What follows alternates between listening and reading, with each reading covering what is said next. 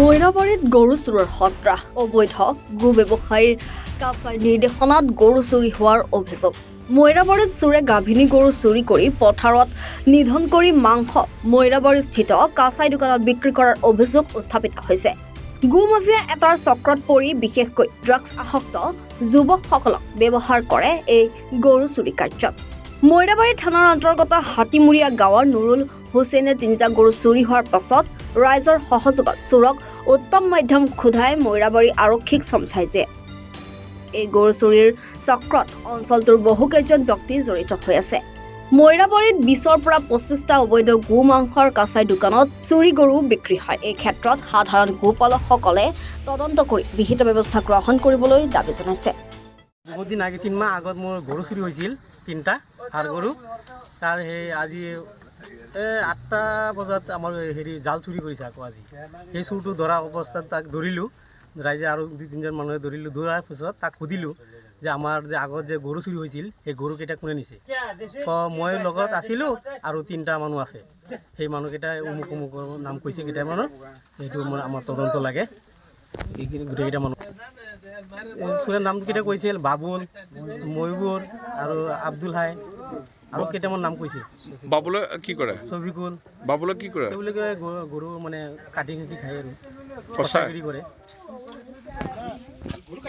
এতিয়া আমি প্ৰশাসনক জনাইছোঁ, প্ৰশাসনক জনাই দিওঁ, সেইটো সমজাই দিম কি কৰে, এতিয়া প্ৰশাসনে কি কৰে ল'ব লাগে। আমাৰ ইমানলি তদন্ত লোক লৈ পিনে আমাৰ আগৰ গৰু চুৰিকেইটা ওলাব লাগে মানে এইটোৱে আমাৰ মানে কথাটো আৰু আজি গৰুটো লাগে আৰু মানে ভগৱানে যে আজি হেৰি একশ্যনটো লয় আৰু মানে আজি উচিত তদন্ত হ'ব লাগে আজি।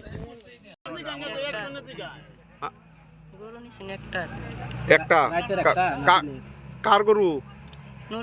গরু তুই লগে তুই আসলে না, আমি গাছের বুগল আসলাম, মানে একটু দূরা ফেলে আসলে গরুটি কই নিছেন? বেসামারি বেসামারি কই কারে ন কষায়ের করো কি কষার নাম কি? বাবুল বাবুল বাবুল কষা বেসামারি না মুইরাবাড়ির?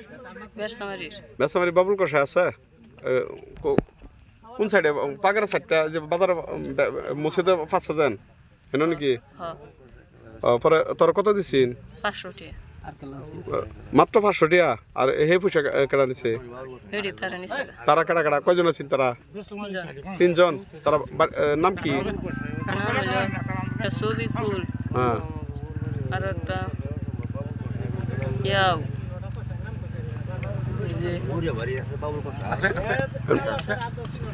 ছবিগুলো বাড়ি কই? ছবিকুলের বাড়ি নাই হেন কইবে না? বেসামারি এনো যেন গরু আছে, হ্যাঁ ছবিগুলো কিবা জানে?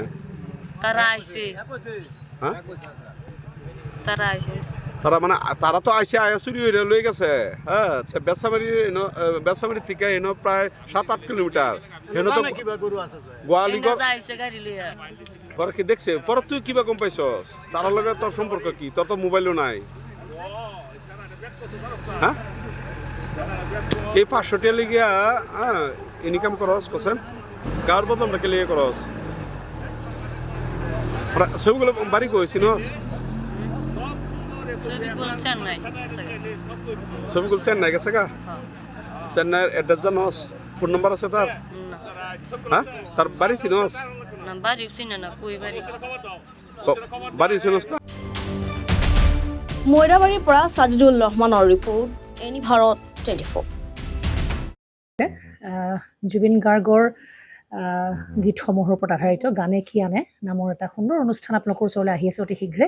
অহা 15 আগষ্টৰ পৰা ধেমাজিৰ পৰা প্ৰথম অডিশ্যন আৰম্ভ হ'ব আৰু সেই অডিশ্যনৰ যোগেদি বিভিন্ন কণ্ঠশিল্পীসকলে যিসকলে এই অনুষ্ঠানত যোগদান কৰিব বিচাৰে তেওঁলোকে এই অডিশ্যনৰ যোগেদি আগবাঢ়ি আহক আৰু জুবিন গাৰ্গৰ বহুত ভাল লগা গান আমি সদায় শুনি আহোঁ। আৰু আপোনালোকৰ যদি ভাল লগা গান থাকে জুবিন গাৰ্গৰ আপোনালোকে গাই ভাল পায় তেন্তে অডিশ্যনত যোগদান কৰক। মোৰ ফালৰ পৰা আন্তৰিক শুভকামনা থাকিল এই সম্পূৰ্ণ অনুষ্ঠানটোলৈ। ধন্যবাদ।